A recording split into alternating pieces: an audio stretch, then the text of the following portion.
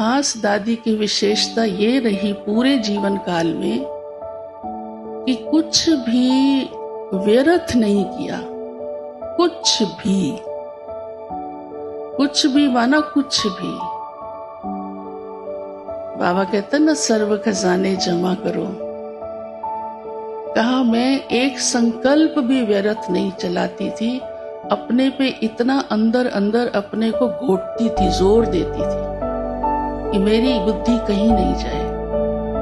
का एक मिनट भी मैं वेस्ट नहीं होने देती थी, मुझे खाली नहीं बैठना बस।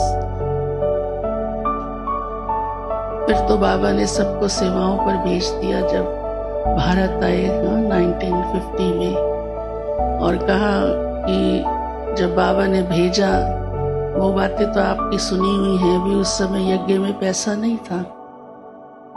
का एक ड्रेस पहनी हुई थी और एक ड्रेस थैले में थी, बस थैला होता था और वो भी खद्दर की, पैसे भी नहीं होते थे। दादी गुलजार ने भी ये बात कई बार सुनाई हुई है।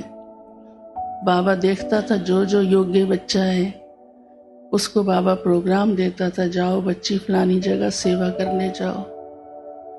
तो ऐसे दादी बहुत स्थानों पे गई।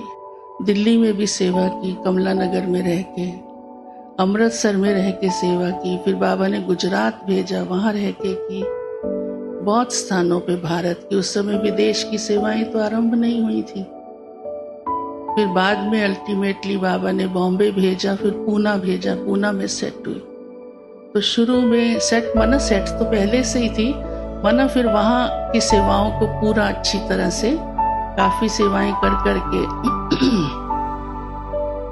और छोटा सा मकान था पूना का पहले, बाद में फिर बड़ा बना, उसके साथ का फ्लैट खरीदा। वहां तो ज्यादा फ्लैट सिस्टम ही होते थे ना।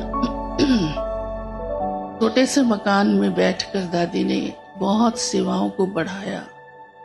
का मैं सेवा के लिए चैन से नहीं बैठती थी। कभी इधर जाओ, कभी उस मोहल्ले में जाओ, कभी उधर जाओ। फिर भाई बहनों को तैयार करके मधुबन ले जाओ। तो बाबा को बहुत प्यार आता था मेरे ऊपर।